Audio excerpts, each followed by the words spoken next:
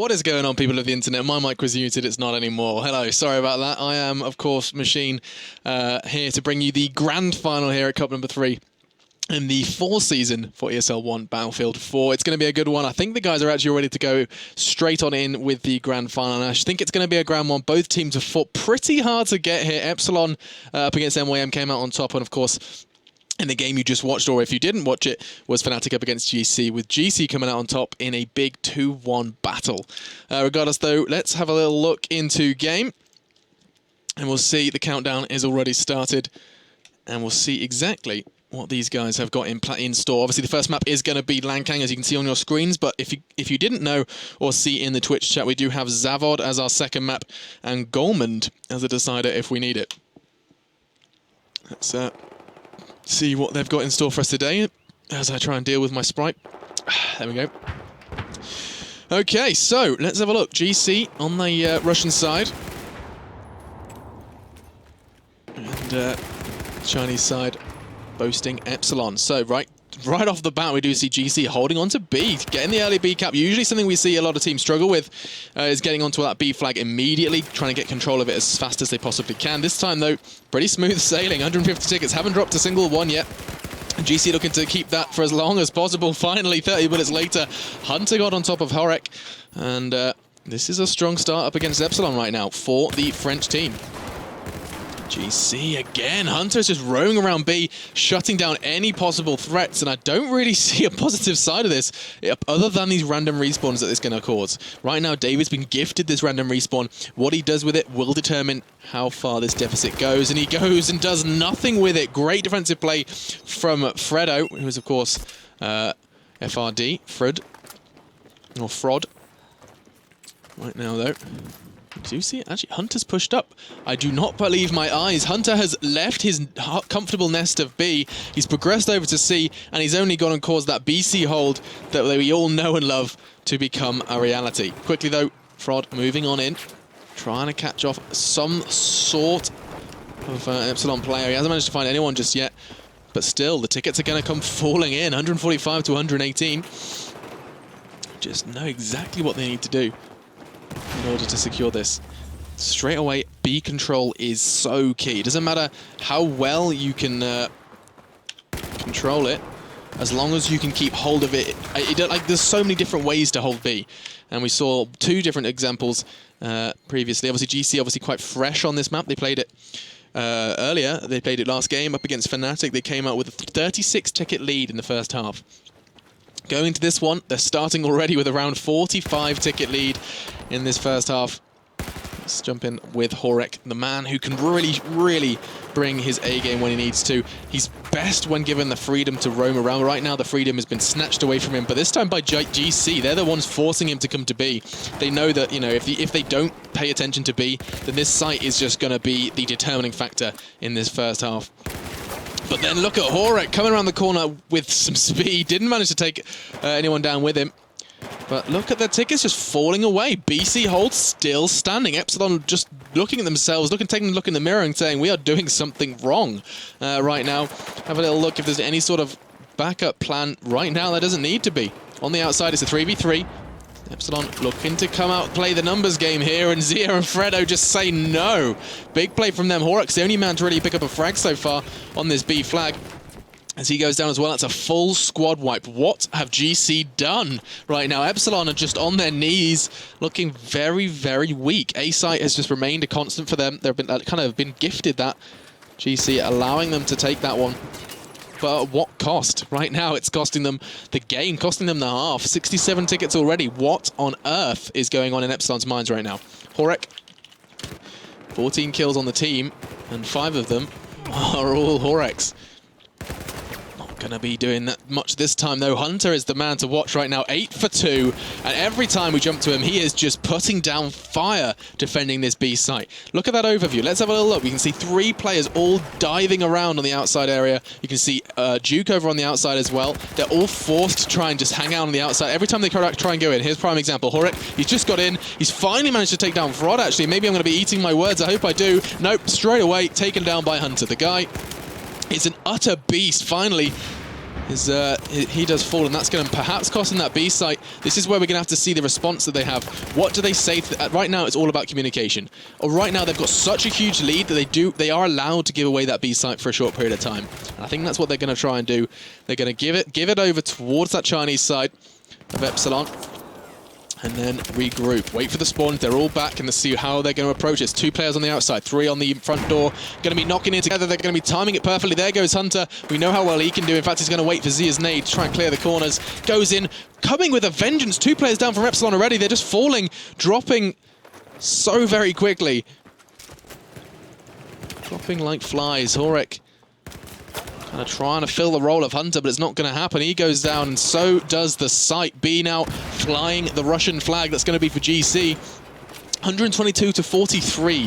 What a fantastic start for the French team. As David does go down yet again. David, he's died 8 times already, and you would think that would be the most, but Horex has gone and done it double figures, got 10 deaths already, only 5 minutes into this game. In the meantime, look at Fredo. He's doing what he does best, coming around the back. Frod is a player who you really can rely on to push on towards these sites that aren't going to be manned or have very little attention paid to them, diving through the window. And he's just going to be sitting and waiting, cautious of the back spawn. He knows that it's a possibility, but right now his team have secured A. It's going to be a trip cap, and that spawn is just salt into the wound for Epsilon. They've got a big marathon to try and claw back something, but look at GC go, 120 to 24. This is a horrible first half for Epsilon, and right now all they can do is dream of bringing that number lower. 120 going into the next half is just going to be, I mean, it's going to be a whitewash. It's going to be so difficult for Epsilon to find an answer for this one. I mean, and for the fact that Epsilon didn't play this map and GC did, the positive correlation is there. You know, GC, they played this map before, they won this map before, and now they're going straight into it again, up against a team that arguably aren't as superior as Fnatic. Some people would say that, and in the score right now, it would be, I mean, people would agree.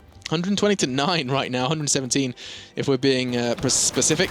Not Pacific, I'm not one of those. And I do see Epsilon kind of just begging for answers, looking for something, but it's all just too much. I cannot believe how well GC have played this. They've played it so effectively, holding on to that B site. Credit goes to Hunter, because without him, this game would not have gone this way. Right now, that man is on 16 to 4. Giving away 4 tickets and securing so many more for his team. It's unbelievable what one man has brought to the team. Jump on him, see what he's doing right now. Oh, shock and horror. He's gone and secured B yet again for his team, and he's looking for blood. No need. 113 tickets. What a first half that is. And you wouldn't believe it if someone said, oh, you know, 113 to GC up against Epsilon in the grand final here. I'd look at you with a kind of frown, raise my eyebrows perhaps, but I mean the highest kills on Epsilon's side is 7. Quite closely tied, 5, 6, 7. We do see a player leave. I mean, let's only assume that they're going to be reconnecting. I don't think, I mean, it was a pretty tough loss, but I don't think it's quitting the server that tough, but we shall see, we shall see. She sells she shells by the seashore. I didn't do that right either.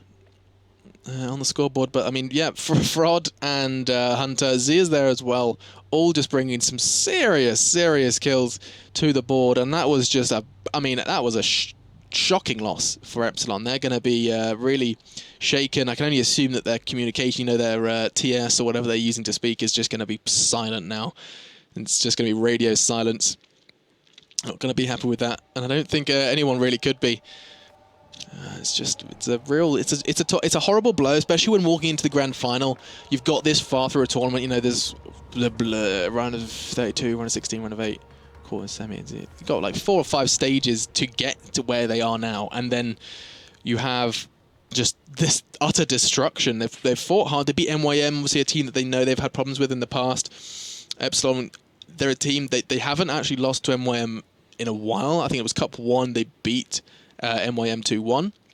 This time they met them again, beat them 2-0, and I mean they're going to want to try and repeat that. They're going to want to try and continue this past NYM, trying to continue it into the other high echelon teams. You know, you've got your Fnatic, you've got your GC, and GC are a team, they just beat Fnatic. these guys, Fnatic are the reigning champions. We recently saw them at Gamescom. If you guys caught it, I mean, it was fantastic watching Fnatic play their best. They obviously won the offline event, and they had the skill. But right now, we've watched GC. We watched the way they performed. By the end of Paracel Storm, they were fantastic. I mean, it was such an anticlimax because, you know, I think it was 9 tickets in favor of Fnatic in the first half. And then taken away from that, they just completely stormed it. Second half of Paracel Storm, they just made the map their own. And I mean, when GC end on such a high, they're coming in with that momentum that I was mentioning before. I was saying, you know, you watch out, because GC, once they get the momentum, once they pick up the pace and kind of can set the pace for the entire game, that's when you have to fear the French. But I think we're going to be waiting for a player to connect. I'm not sure where on earth the Epsilon man has gone. But while we wait, I am going to source a drink of water, and I'll be right back.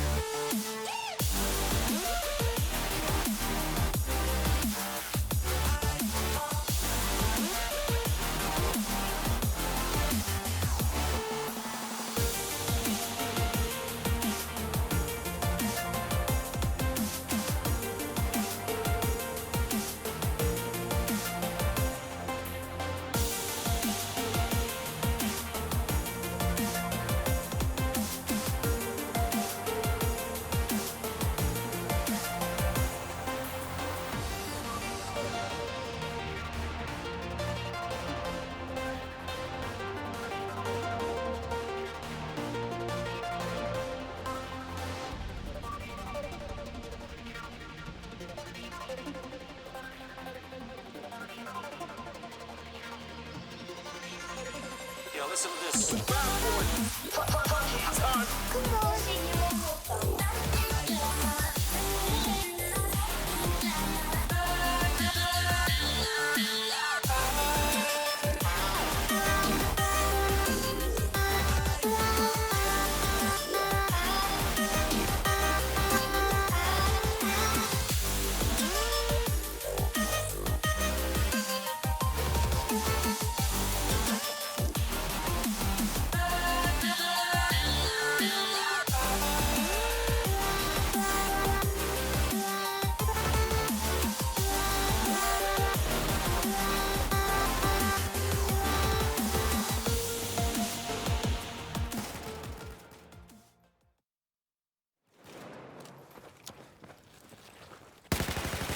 Okay, well, I've had my water, and we still are missing an Epsilon player. I think he may have just joined the server. He has.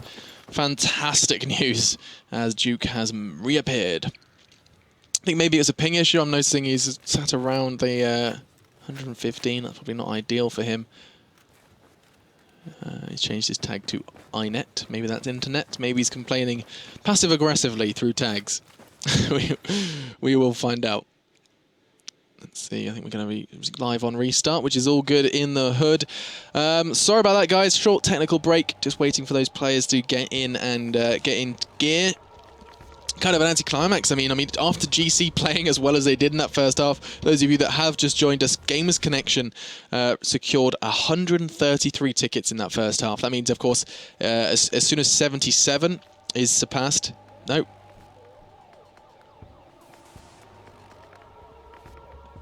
67. I do not. Oh, I do not want to. Well, you can tell. You can admit. I can. I do not want to tell you how long that took me. I was sat there with my fingers out. I promise. But yeah. So 67 is the threshold. No, it's not. Oh dear, it's 150, not 200. Right, anyway, 133. That is just unbelievable in favour of GC. They forgot. I mean, they lost only around 20... What's going on with my brain? 7 plus 3. Okay. There we go, 17. That's the number you were looking for. Well done. So yeah, I mean, that is incredible stuff from the GC side. I don't know really if there's an answer for Epsilon. Maybe it's more of a kind of spend the short period of time that this game's going to be going on thinking about what they can do on the map number 2, which will of course be Zavod. But regardless, maths aside, let's jump into game and see where they're going to take this. So right now, GC spreading out their numbers pretty wisely. We do see a 1v1 being won by Fraud on that starting blocks. And right now, they're bundling themselves in towards A. Horrocks first on the scene, though. Let's see how well he can deal with this. Oh, not too well, actually. Hex is coming out on 1v1. He really shouldn't have. Maybe the AEK giving him that slight advantage you need in these close quarters environments. Ace 23 of Hunter is doing just the same job, though. And look at that. I mean, it's just showing GC demonstrating, oh, we can do it again. This wasn't a fluke. As they walk in, and we can see that number falling lower and lower. 139. Obviously, a couple of tickets away now. Epsilon, as soon as they fall beneath 133, it's all good in the hood. And, I mean, Hexis, they know. Hexis knows it's over. You can see by his game style. He's just being a bit chill. He's usually the guy running around like a kind of mad hatter, but right now he doesn't need to. 2 tickets or so before this game. Map number 1 here of this grand final is complete. I'm still embarrassed by that maths. Every time I look down, I can just see these scribbles of me frantically trying to work out how many tickets they need. It's late. I'm going to give them an excuse here. But regardless, that was awful. They have already gone past 133, so of course this is GG for map number 1. And, well, I mean, it's GG for GC, which sounds quite nice when you say it. GG for GC. Epsilon. Back to the drawing board for them on Lancang. Going into Zavod, though. A map we saw Epsilon play before. It's obviously their choice. They're keen to try and flex their muscles on this map, as GC have done on here on Lancang. And we're going to be doing the same old, where we wait for players... Oh, sorry, wait for the admins to change the map. Just want to reiterate, GC have already won.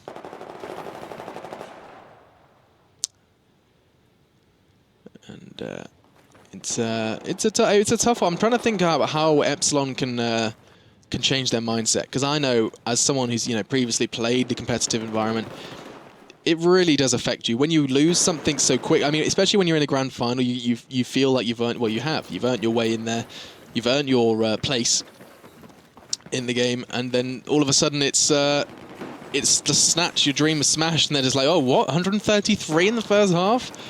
And there's probably rage, probably people shouting at each other. There's probably lots of internal arguments. It can be a tough one. And I don't know why they're still playing. As Mehek puts a pretty sweet shot into the brain of Hexis. I'm almost certain it's game over. Let me show you my pretty face and try and find out what is going on. 1 second. Waiting for the next map to begin. Change, question mark. Oh, we are loading into Zavod. There we go, guys. But while I'm here, let's have a little look at what you guys are saying in Twitch chat. Who won the first round? Yep, GC. I mean, that was an incredible start from them.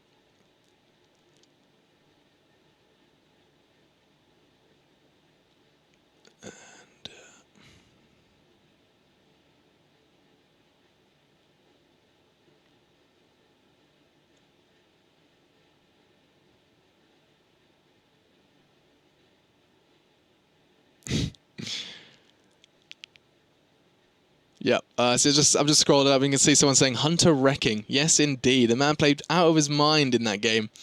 I was really impressed by his performance. He held B single-handedly, brought that map to a close so very quickly. I was not expecting. I mean, I allocated time. I was like, you know, this is probably going to take this long. It's going to go into a second half, going to be a pretty tough fought.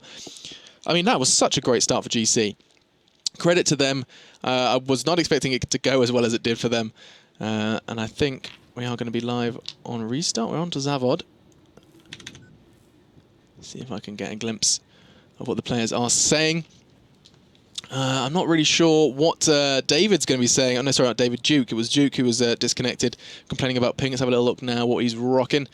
Still on 135. He's not the happiest bunny in the box right now. I mean, I don't want to keep talking about ping. I spoke about ping with, if you guys joined us for Cup number 2, where we had Team Berserk rocking some serious high numbers. But I mean, they were from South Africa or Zimbabwe, if you're Jason Kaplan. But overall, we'll see how this game rolls out. I can hear some gunfire. We'll see if they're going to be live. It is live. Fantastic news, guys. Let's jump straight into game. And let's see. Ta-da! What is going down in Chinatown? We'll see what's going on in that top corner. We see David on the roam already. Heading on towards assembly. Knows there's going to be a player there as it has just quickly been captured. The ban is Jika. And he has got the position. He's got the positional advantage. He's going to get the kill. No, he's not. He foolishly pushed up. David sees Zed was a little too strong for him. And that is going to set the pace immediately. B and C already in Epsilon control. They've got A as well. It's a trip cap. But for how long? Hunter, the man who shone so very, very brightly in that second, well, in the first map, sorry. He's going to successfully secure A. So stopping the bleed as much as it can. But credit goes to the players on Team Epsilon, starting as strongly as they are. 148 tickets, only lost 2 already. 130 to Team GC. Now, Fredo is very cautiously working his way around A site. They're holding on to what they've given, and they've managed to split themselves off onto B, but at such a cost, foolishly forgoing A completely. They left Fredo on his own, and Frod obviously is just not the player to be able to maintain his site. It's just going to go straight down to Horek. Horek is going to make this his home. We know how good he is at holding these sites like this. He's going to be alongside David, going to be bringing A back under control. Unless, of course, our main man Hunter can do something. The answer to that is no. Zia on that B side area, hanging around the tanks. Just keeping it cool. Obviously, this is the kind of situation you need to stop. You need to stop the bleed immediately, because it can get out of hand, especially on a map like Zavod. That C site can be held onto pretty securely. Talking of C, right now Hexus has come charging in. They managed to change it. They managed to fly that Russian flag for Team GC, and I don't know how long it's going to last. Hipfire now surely going to take him down. Oh man, that took too long. David did fall, but that's going to be pretty tough for them to recover from. C does change hands back into Epsilon control. A, however, has been secured by Jika, and so it looks like they're setting their sights on a roam around on towards B. Look at the pressure now on Zia. Zia just keeping himself hidden, doesn't want to reveal his location just yet. And oh, the timing, he's going to get caught with his pants down around the side. Not great positioning from him, and now Hunter's getting close in on 3 players hungry for his blood, and he goes down as well. That's going to bring the B site back for Epsilon. They're going to get for that BC hold, and the only man who really has a positional advantage really to question that is going to be Jika and Zia. Yep, straight away falling to the Ace-23 of Marsu. They're all suddenly spawning in on this. Hexus has taken the underground route straight back up, though, as he knows he's got to help his teammates. Finally finds the Sinner, but it's only going to take one with him. 105 to 130 now. Epsilon starting much more differently as how they started on Lancang. Going to be capping that one for his team. Zia, though, obviously this is really nice work from Epsilon. They're just darting back and forth. They're making it kind of clear that this is their map. You know, as great as GC may have performed on Lancang, this is how Epsilon wanted to set the pace. And right now, that is exactly what they're doing. Hexus has potential to change that, though. His teammate has just completely neutralized that middle area. It was Jika, and that's going to enable him to capture that A flag, or at least take it out of Epsilon control for a short period of time. 30 or so to get advantage to Epsilon.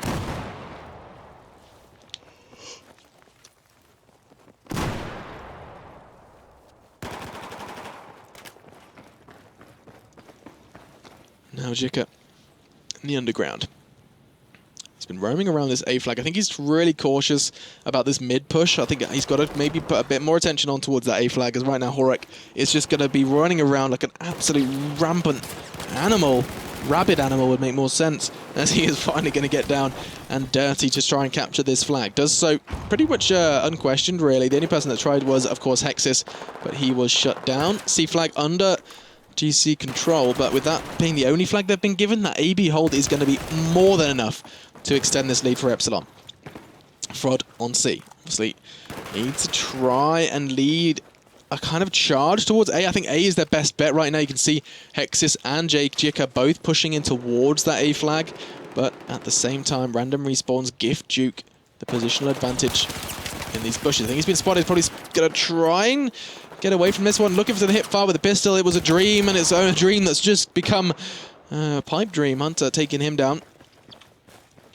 Marsu and the Epsilon team all spawning in on base. Suddenly, the AC hold has changed back to GC. Now, this is the first time I think we've seen GC get a lead and hold on to it for longer than a couple of seconds. And we'll see if they can make anything more of this. Hunter is in a good position on the stairs. And it pays off straight away onto Mek. Going to be very flexible with his positioning. He's got to keep the move on, otherwise he's going to get spotted out. And Duke coming in from an angle they're not expecting, I don't think. I don't think he's been quite noticed, and that's going to be a perfect play from him. Takes down Hunter. He's looking for the second as well. There's not enough time to kind of spot him out. He's going to get it as well with the compact 45, and that was a gifted random respawn there. Gave him the positional advantage to push in towards that C flag. But I mean, it has to be noted, right now, GC have closed the gap. Epsilon, they set such a tough kind of 30-40 ticket lead early. GC could have clawed it back, clawed it slowly, bit by bit back, but I mean, it's still not level, 67 to 81, and with a BC hold, everything that GC do right now has to be perfect. And losing A is certainly not on their plans right now. 4 players, including Hexis, are going to be charging towards the A flag. They cannot afford to forego it right now, and they've already lost it. Need to stave off the assault for as long as possible. In fact, maybe they're looking for C. I see them heading towards middle. Hexis maybe suggesting that they just leave A. Okay, so we can't get it just yet. Let's charge as fast as we possibly can straight towards C. Instead he opted for the underground route. Looking to the element of surprise, and he's going to have just that. Picking up a kill onto Mayek. Going to make sure the A flag stays under their control, but 20 tickets still ticking away, and it's going to be the pretty interesting rotations from Marsu. He's got the spawn. Instead of going straight for the site, he's opting in a similar fashion to his counterpart to come round from underground. Also gonna successfully cap that. Squad's gonna be spawning in on him as well, trying to just get a bit of destruction, make sure he can see exactly the whereabouts of his enemies. BC hold though, all good in the hood for GC at this moment in time. Starting to close that gap yet again. It's something they've been more than capable of. We saw them do it on Lancang. Right now, looking pretty tough. Marsu with the ace-23 seems to be doing fantastic work. 12 for 9 alongside Duke with 15. I'm pretty sure Duke was the man that disconnected. Been struggling with ping a little bit. Right now, Duke is going hard on this C flag. Nice positioning from him. He's going to catch off some players in the underground alongside Marsu. Oh, look at this positioning from him. He's got just enough vision to get the spot out for his teammates. As A, yet again, is going to be a tough one. David's got great positioning. He knows there's going to be some pushing in towards him. He's landed the tag, not quite the frag, and this is not good. He's hit the ankles of 2 assaulting players. The hip fire, though, is just enough with the P226. Can he get the second? He's trying to find a way to hide from Hunter, but Hunter's just a little too good, a little too quick, and he's going to secure that A site for his team. Now, 1v1s in middle are going to be the determining factor. 34 to 53. Epsilon still have that advantage. They've kind of had an ever constant 20 tickets or so. Let's see how this is going to go for them. 33. Obviously, they're just trying to set a threshold for that second half. And right now, going into Zavod after such an amazing first half of GC, I think it was 113, 133. And it's not an easy one. Right now, 29 to 44. Could go either way. Right now, though, favouring Epsilon with the BC hold. can see on that overview right now, C is a ghost town. And the person looking to change that is Jika. People spawning on him. I think they've kind of took the hint. They're like, wait, guys, there's like 4 or 5 people here at B. Charge. And so they are. Jika's there, managing to try and get a spot out, try and reveal the rotate from B and catch them before they can get any closer. Spots one, looking to try and take him down. Doesn't. Too strong. Mayek with the Magnum. That one bullet kill can be a real threat. When all you can see is your head, you just get that one Magnum pop. And it's all back level. 19 to 37. This time, Hunter has to do it quick. He's more than capable. The man was on stupid amount of frags. He is again on 14 this time. But I think time may be of the essence here. He's charging in towards the C side. They need to take it out of Epsilon hands immediately. Horek's got other plans though. Manages to take him down. Takes a second with him as well. Fantastic work. The BC hold is looking pretty shaky. 88 tickets remaining. This is going to be a great start to the first half of map number 2 for Epsilon. Trying to recover from their losses in the first map. Seeing GC very confidently taking Lancang Dam. So, map number 2, we're going to see first half being 35 tickets in favour of Epsilon. And that could be it. I mean, so far, I'm pretty sure both times I've seen it was 33 for MYM in the first semi-final, and they ended up losing that one. And, I mean, every time we've seen this 36-ticket lead, GC on Lancang, they think they had against Fnatic, they had about 36-ticket lead, and they ended up winning that one. Those 30-ticket leads, they can be, you know, sniffed at because we see 80, 90 tickets all the time, and those can be more demonstrative of where the game's going to go. But I mean, 30 tickets, that is a great start if this game remains close. Right now, every time we've seen this, games have started tipping in one team's favor. If this game goes down to the wire, those 30 tickets are going to be a real lifesaver for Epsilon. And the way they played that, especially with a player like Horek, you can see him and Duke really shining brightly for the Epsilon side. A lot of stuff that was working for Duke was patience, something that he does obviously incredibly well. He knows when is the right time to push. He was hanging out that C flag for far too long, well, in my opinion, but I mean, it was working perfectly for him because all he had to do, sit there like a beacon, wait for the right time to storm into B, playing for time, and as soon as it was time, 3-4 players spawned in on him, and there was just a swarm of Epsilon players on that C flag. So it worked for them, and we'll see if it's going to work again. Go into game, we can see this time, of course, Epsilon on the Russian side, and on the US, we do have GC. And with this countdown, we'll see when the players are ready. What I'm expecting to see from this is a bit of a different push. I know Horek's going to favor A site. He does every time. He's very good at doing it. But with Horek obviously spawning right next to A, I can only assume we're going to see a quick A push straight into the underground into C. This B flag, we're going to have a little 1v1. Frod may be the man behind it. I'm not entirely sure how GC are going to approach this. But obviously they're just doing the suicides, trying to get as close to where they're planning on rushing as possible. But I do see an engineer class. What have you got for us, David? Anything in particular? No, I thought he was going to try and maybe destroy something. I know it's a possibility on that C area, but let's have a little look at the tabletop. We can see what they've got in store for us today. This time, almost three players in the outside area. Hunter's not going to pick up anyone just yet, as they are going to go for a 3v2 in that B area. And straight away, look who's pushing to C. It's Horek in the underground. I thought we might just see it, and we are going to see if it works out for him. 148, of course, so that means the initial cap has gone in favor of GC this time. Let's see if Epsilon have kind of committed too many resources to this outside area. GC still holding on to B. I do not know how that has happened, but right now Horek charging in straight to the depths, looking to clear out this C flag. He's doing just that. Teammates are there to pick up the pieces of his tags. He's going to pick up a second one, surely. Oh, and he's missing everything. I do not believe my eyes. Then again, he is picking up the assist. He's keeping that pressure, and that's going to secure that C flags. A and C now under Epsilon control, and that's going to leave them in a bit of thinking time now, as they can sit back. They can kind of approach this with a bit of thought. Well, right now it's just kind of, it's a bit of an issue for GC. They need to approach a site fast. They cannot let any sort of advantage, especially considering the 35 tickets that are carried over to Epsilon from the first half. They need to get an advantage soon. And right now, this is a complete opposite to what they wanted. Seeing Epsilon holding that BC hold and starting the bleed already. Jika being very patient around the A flag. He knows But he needs to defend it. He needs to keep it safe. That's the problem I think he's had in the past, is he's been caught off guard by Horek, and that's just showing he's been forced into this very paranoid situation. Holding corners, he's finally been spotted out by, I can only assume it's going to be Horek. I'm going to click that name. It's Marsu. Very surprising, actually. Horek's doing other things. In the meantime, on B, one man up against three. It's a bit of a mountain for Mayek. See if he can do it. Gets one with that AEK.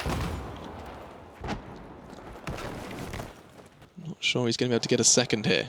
Playing very casual, and here comes his team to back him up, and it was all just a waiting game for him. He managed to keep them busy, managed to keep them off pushing and rotating from B, kept them busy, and you can see it's going to be pretty tall order now for Marsu.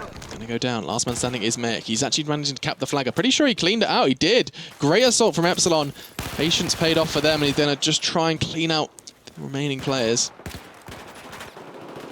In the meantime, A is under scrutiny yet again. Guess who's going to be knocking? It's the main man. It's David, and he's going to be pushing straight on towards C. I think they're waiting. You see this patience here from Epsilon. Going to be waiting carefully for a pick on the outside. Not going to get it though. Hunter's just a little too strong, as is Zia. See what Hunter's got for us here on that B side. Is he going to try and capture it, or was he more of just a drawing fire? I think he's going to be sitting there. Actually, he's going to get away with it. But imagine to pull B away from the enemy team. Hunter shining pretty well for GC right now. 123 to 100. Highest kills, actually 21 to 23, so teams very evenly matched. You have to consider the advantage that currently Epsilon are sat on, both in this game and from the first half. 35 tickets.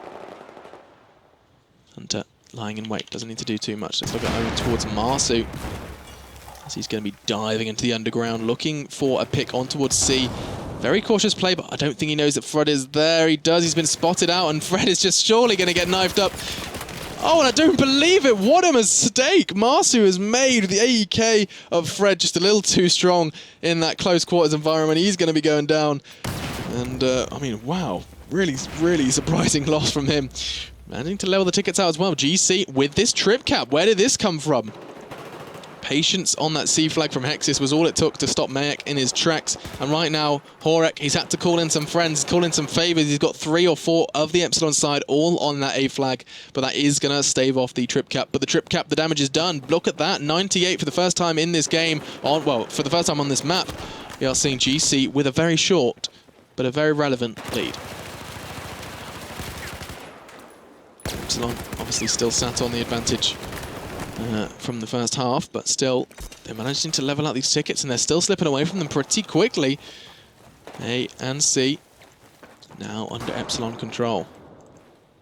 That's not an easy one to hold on to, because these random respawns from Jika and Co are going to start being just an ever-present threat. I mean, look at them. They're just coming in from every angle. I know I wouldn't want to be defending this side right now, but the man who does is going to be Duke. He's going to go full straight away. We'll see what David's got for us, as he's on the outside area from B. Is he going to bother rotating? Because they have this AB hole now. And as he's been spotted out, he's just going to have to play the waiting game instead. We should worry more about what Fred is doing. Fred Astaire in the middle area manages to take down David. He knows there's going to be more around this area. It's such a kind of high traffic area, especially when there's an assault on towards that C flag. We'll see what they can do in response. Right now, 1v1. Made 1v0. Hunter a little too strong on that A flag. And now, by bringing A under their control for GC, that's going to start forcing Epsilon to make some moves. Instead of being this defensive team that have been, I mean, they're doing it beautifully.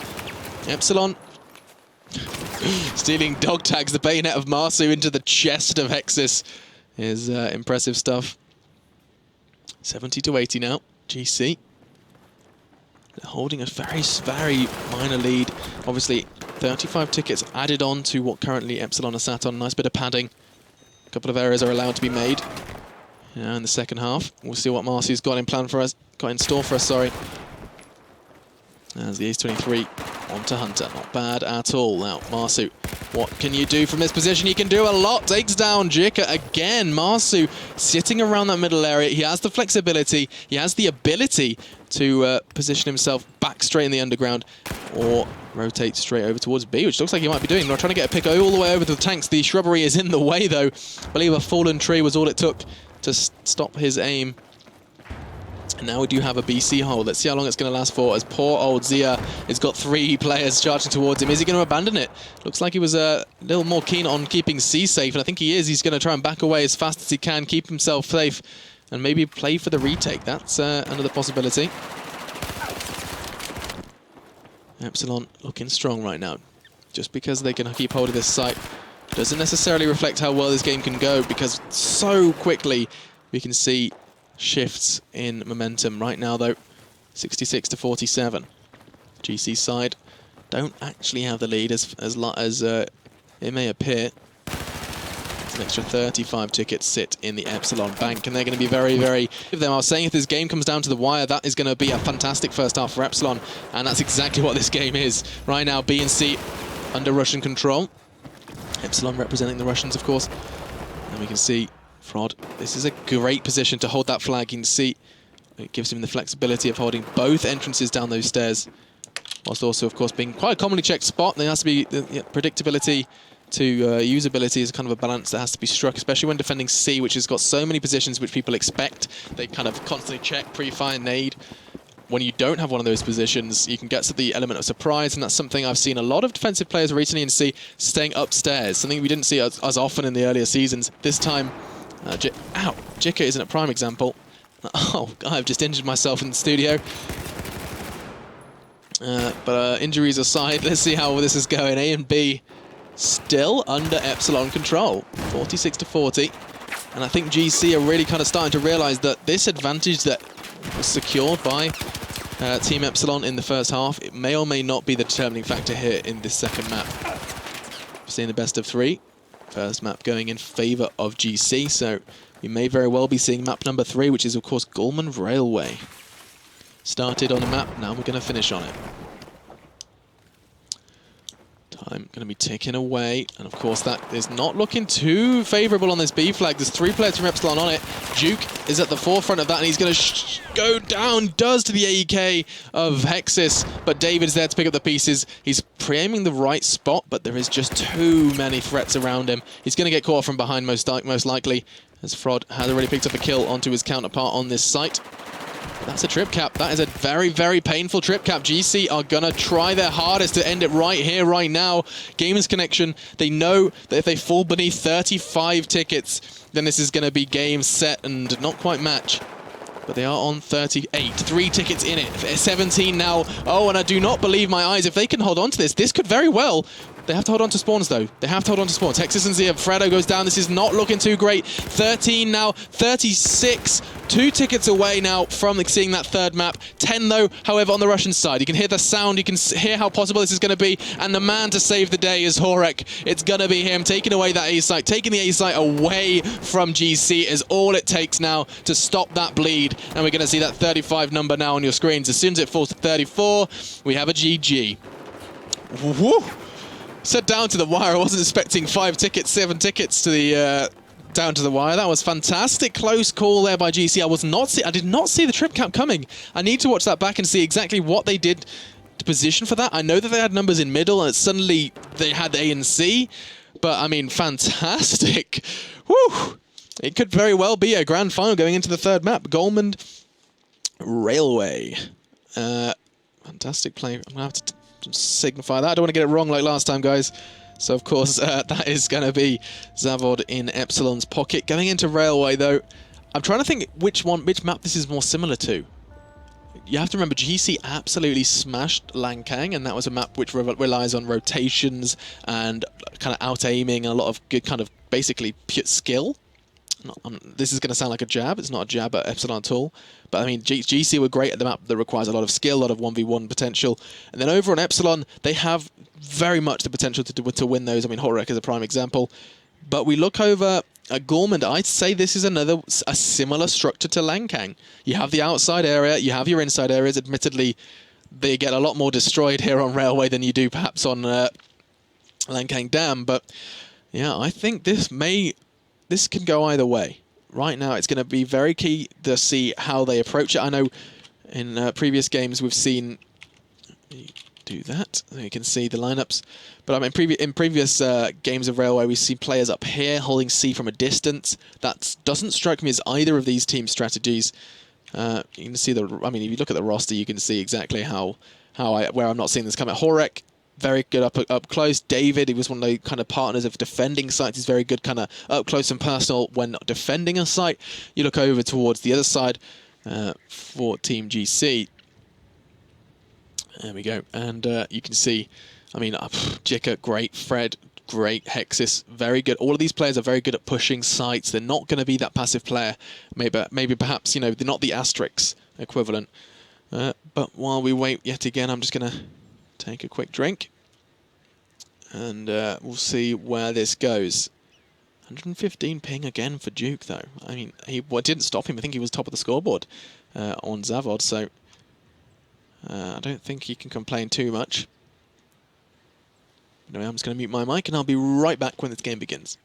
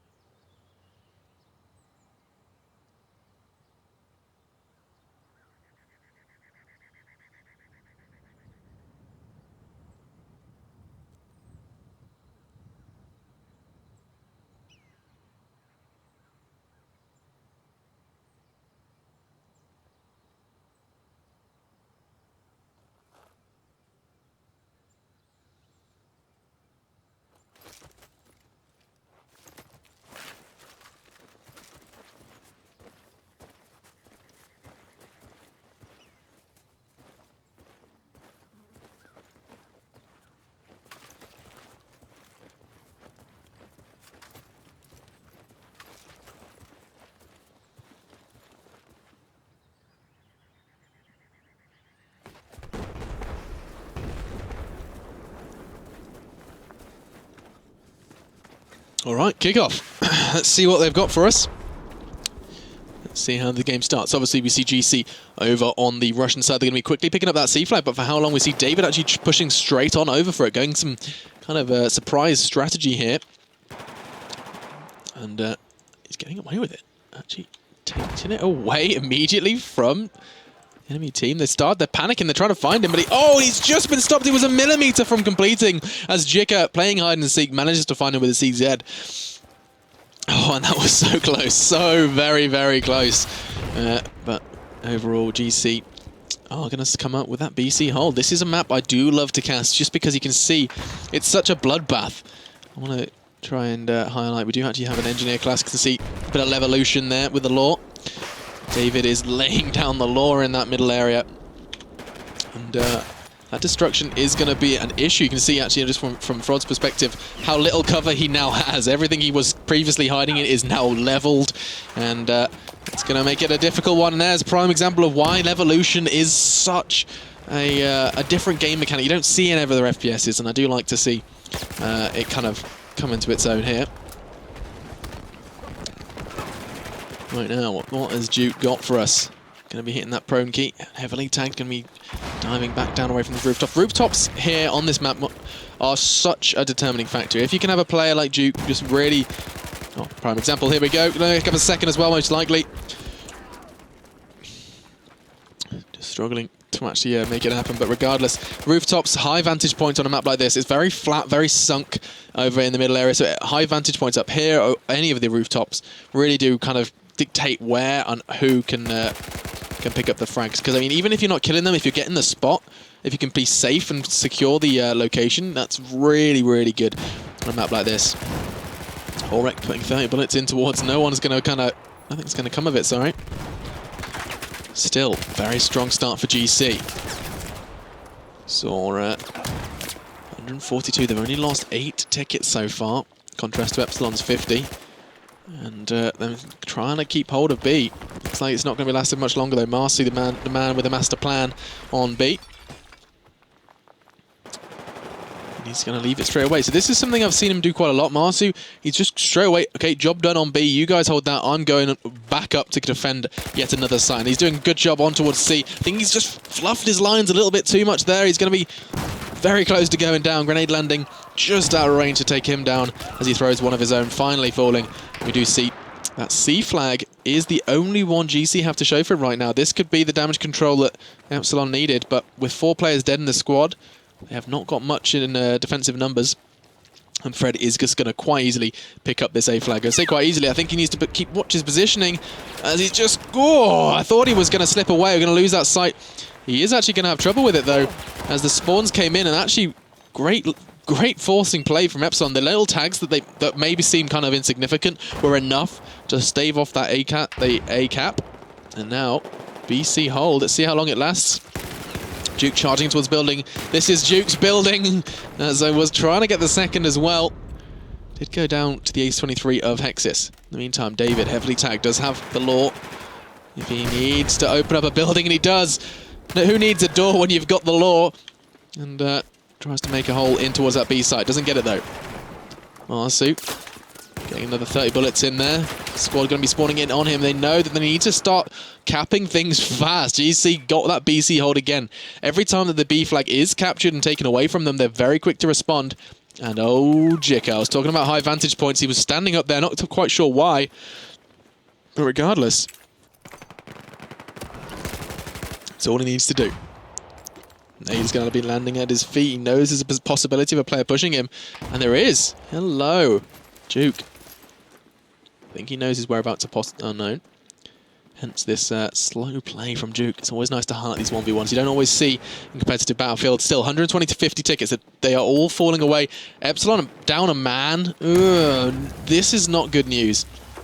In a grand final, 500 euros on the line for a one-night cup. Or 2 nights, sorry. I mean, this is just not great for Epsilon. I don't know what to say. Right now, GC did not know they really needed an extra advantage, because right now they were running away with it prior to the DC. But I would not be happy if I was on the Epsilon corner right now. 118 to 39. Tickets slipping away from them, as are the sites. It's a trip cap. Epsilon are just sat there wondering what they can do in a game, especially like competitive Battlefield, where numbers are so vital. It's all about numbers. It's all about how many players you commit to a site. When you have one less player, it's just... Oh, it's a crippling blow right now to Epsilon. And I don't think they're going to be too happy with that one. But the rules state, you have to keep playing. He's back, finally. It was Mayek who they did lose, but he's going to be back fighting very, very shortly. But, I mean, look at this. GC are just dominating in this first half. Looking to set that ticket threshold as high as possible. Their best so far was 130. Well, someone corrected me and said 113. I could be wrong. But regardless, I mean, very high number. And GC are going to be trying to get anything close to that. Because we know that once Epsilon have a kind of get knocked down a peg, get knocked down a peg, it is really tough for them to get back on the horse and continue through. 105 to 20 now. They're managing to stop that C flag. For how long is the question? Not long at all, I don't think. GC back onto C. Jicka, the man behind the cap, and he's been doing a very good job of being passive. Sitting up in these top areas, gets just enough of a height advantage to call over towards that B flag. In fact, talking of which, he's actually going to push in. He knows that his presence is needed. Horek is going to be trying to keep hold of this B flag, but surely the advantage lies with the man above him.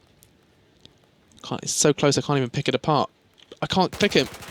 Oh, he's right behind. There he is. Oh, Jicka. Didn't quite see it. Great positioning from Horek, and it pays off for him. But with 13 tickets left, we're looking around that 90 ticket threshold for this first half. Epsilon do have the advantage, though. It's A-B hold. Trying to bring that number as low as possible. This, they want it to be within reach. This is, of course, Oh, Horek, they're not going to make the same mistake again. They did not like the fact that he was hiding in the corner. Instead, they completely removed the wall that he was hiding behind. 83-12, though. B being the only flag that currently is under Epsilon control, but Horek has other plans. Capturing it for Epsilon. Epsilon looking very strong here.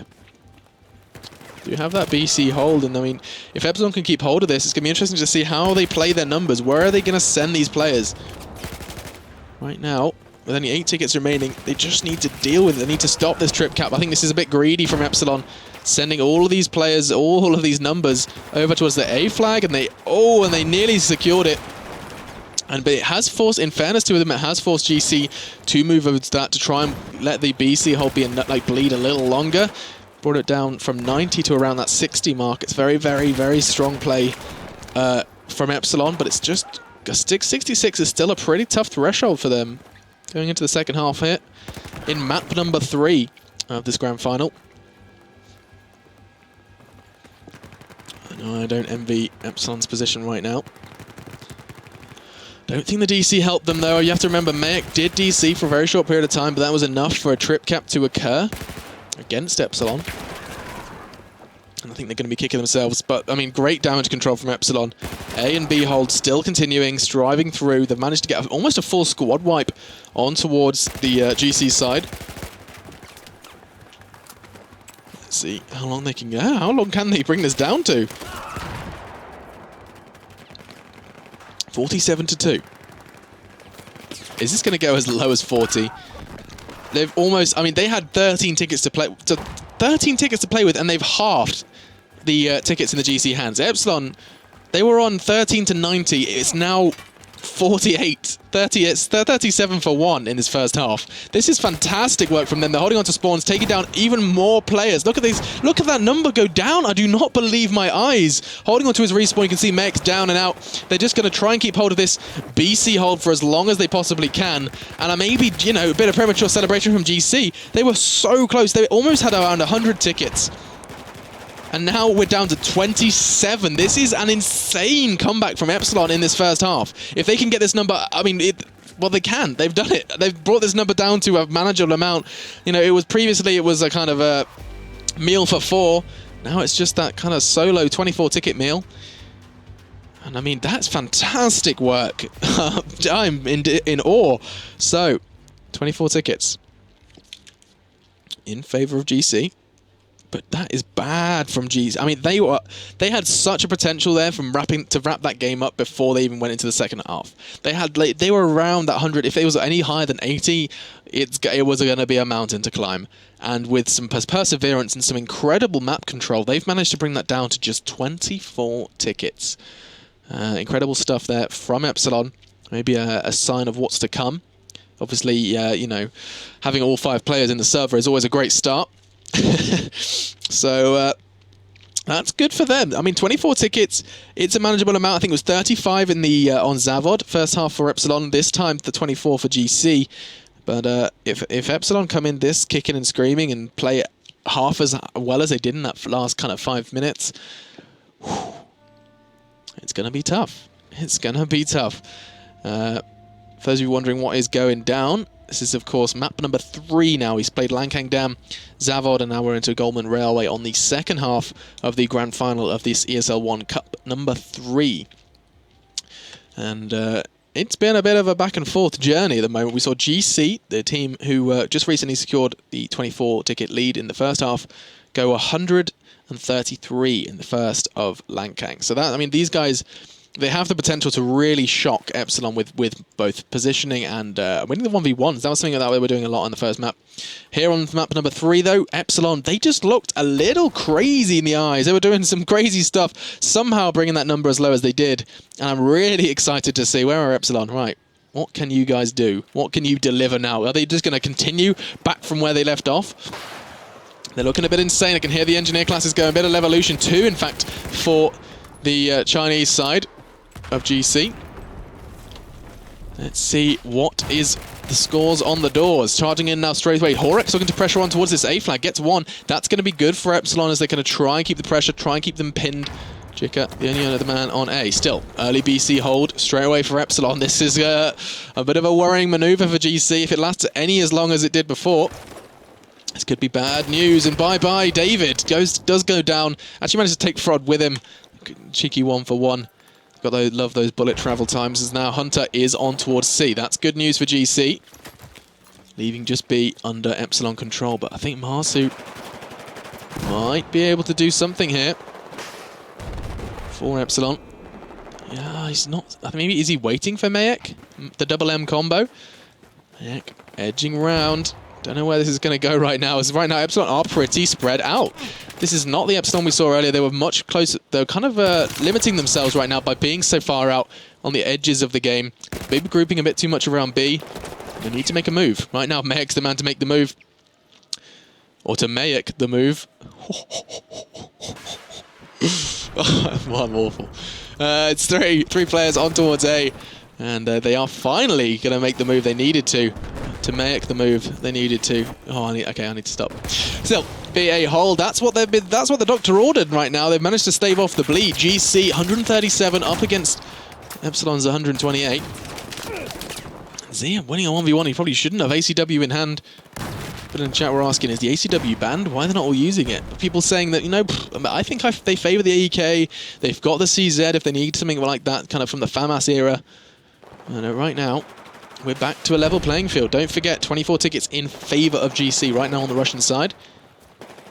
So that's the advantage that may come very much in need right now, as this game is going back and forth. GC in the driving seat at the moment, but for how long, as B is going to change hands any time now. David on the site is surely going to go down. Hunter was the man behind that. And now, with the B site being captured, it's a question of, is Jika going to rotate? No, he's not. Taken down. Hear the scream, the wild scream of Wild Man. As now A and B are back into Epsilon hands. Can they keep hold of it, though? They've got some slippy hands at the moment, because every single time they keep hold of a site, it just seems to leave them again. It's not the Epsilon we saw at the end of that first half. They were so sublime in maintaining sites in the last kind of 2-3 minutes. Let's see what Marsu's got for us here on the rooftops, doing the spot. You can see everything he's doing is just spamming that spot key, managing to keep the whereabouts of about 2 or 3 players. You know, that's like 60% of the enemy team. You know you're doing a good job. Managed to take down Jika as well. A bit of a turret here.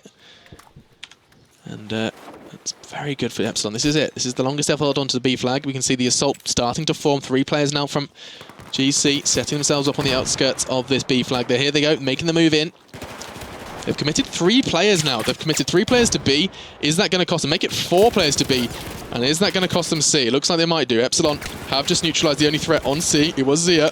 I'm surprised Duke's not made a move for C yet.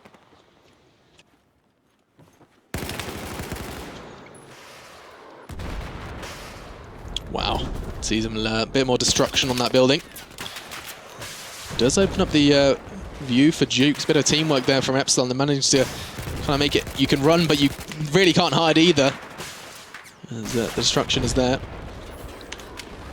A and B now still under GC control. It's kind of so back and forth it almost hurts. You know, this B flag has been changed so constantly. I don't know if I can highlight every single time another team captures it. Right now, though, we're seeing a lot, almost a full squad wipe. For Epsilon, only Horek still standing. Mayek on the prowl. He's been around this area for a while now. Going to be retreating. Doesn't need to fight them necessarily. And that's a good sign. It says Epsilon aren't going to go a bit power hungry, go a bit crazy with the frags. And you don't need to, especially on Battlefield. It's not about the frags. It's about the pushes, about the positioning. And it's about kind of, it's a numbers game. It really is. You know, how can you commit to a site? And right now, this is how you defend a site. Look at this setup. Zia, Jika, all in very, very prime positions for maintaining that B flag. Something we don't quite see from Epsilon. Well, they do. They hold it very differently, though. Right now, Jika, passive, defensive play. Doesn't need to show too much. 97 tickets. That lead's getting a bit dangerous. You have to remember, 73, if that falls beneath 24, we're going to see Epsilon knocked out and GC, the victors once more. Could this be the second cup in a row that GC come out victorious? 94-71 though. Let's have a look at that overview. You can see that it is, of course, a trip cap, but I mean, that is a very strong wording for a trip cap? Because I'm pretty sure we're going to lose that straight away. Hexis and Zia are on C. Straight away, snatched away from Epsilon. It's that kind of flexible play that we do see time and time again from the GC side. Not looking too good, actually. We do see Hunter, kind of the last man standing in the squad. He does go down. He is going to be on that A flag, though, as teams are going to start his team are going to start spawning in on him. BC hold remains, though, for Epsilon. That's going to cause the bleed to continue. GC going to start losing tickets, but Epsilon, there's a far more valuable. That lovely 24 extra tickets that you throw onto GC's score. Or take away from Epsilon's, really, is probably the better way of doing it. Gives them that little bit of breathing room. That's what you're going to need here on map number 3, second half. It all comes down to this, and the players know it. It reflects in their gameplay. I mean, look at this. You don't normally see Fraud being this passive, this defensive. He's got very little to work with defensively-wise because half the building has been destroyed, but he's in a 1v1. He does actually lose out on that one. It was Hexis that took him down, but Epsilon? Horek from Epsilon is just in the right position to apply the pressure. Meantime, B and C remains for Team Epsilon. Horek is just wasting his time here, keeping that man completely... Hexis completely detached from this site. Does actually get one. Surely not going to get a second as well. Hexis does have the potential, takes them both down, and suddenly he breaks free of the previous chains that were tied around him. Jik is on C as well. They're going to be changing, though. Marsu, too quick to respond with that flexible play on towards A. So, that was a bit, maybe perhaps too much of an overextension from Epsilon. They'd send 2 players over to deal with just one, and it cost them both their lives as well. So that was not wise. GC, though, 46 tickets. Epsilon, 58. Don't forget, GC do have that slight advantage. So 24 is the threshold. As soon as Epsilon slip beneath that, it could be, well, it is. It's going to be game over, and it could be trouble right now because BC both under GC name. Games Connection are not a team that flake under pressure too much, but they are all about that momentum. And right now, Fred and Hunter are looking to create some around this B, what is left of B. You can see the engineer class has been put to full effect right here, as there is just a kind of a shell of the former site. Hipfart going to pay off. Very little bullets left, though. And the Ace-23 takes down Horek, does pay the price, though. The ultimate price. As now, one man. Fraud is actually being left alone on B. Hexis has spawned in on him, and that's going to give the B site. That's going to maybe cause a change of guard. 47 now to 32. GC, after having a 24 ticket advantage, they need to be careful here. If this BC hold doesn't last, they could very well be waving goodbye to their second grand final in a row victory. C. Looking good right now for GC. Are they going to go for the trip cut? This is it. This could very well be the nail in the coffin right now. They need to go into damage control. Epsilon, they need to do something, but right now, Hex is too strong. Takes down Mayek. Marsu now kind of falls to him. He knows he can't just sit around at the rock. He needs to make a move because the trip cap is just horrible. And look at that. He falls as well. 3 players from Epsilon down.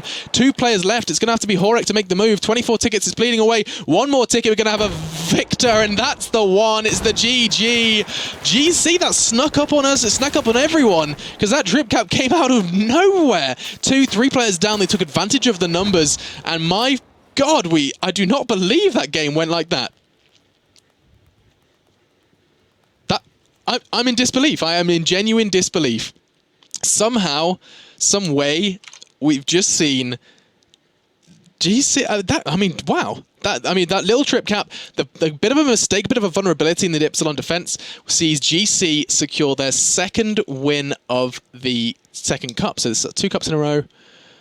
I'm not sure. Let me find out for you. I don't want to make a mistake here. Let's go and find out who won cup number 1. Cup number 1 was... So it was Epsilon. So the victors of cup number 1 just got knocked down by the GC, Team GC. In fact, I can show you the bracket. Let me do that just so you can see the route for this cup number 3. And we'll cut to this. So here you can see what they were up against. You see Epsilon, look at this route they took. 2-0, 2-0, 2-0, 2-0. The only time they had any sort of issues, and it is wham bam, thank you ma'am, GC, team of Frenchmen who really did show up today. Really strong performance from them. And securing that win. We can see GC's path was a little bit hard fought. They did have to battle up against Fnatic, a team arguably considered they are the defending champions of ESL One Battlefield. But I mean, GC, they performed and they really did show up today. I have to give credit to them. I think Epsilon gave a fantastic fight, perhaps not looking as strong as they have in the past, but overall, I mean, that was really good from them. I really liked the way... Oh, I've just realised. Hang on a second. Whoop.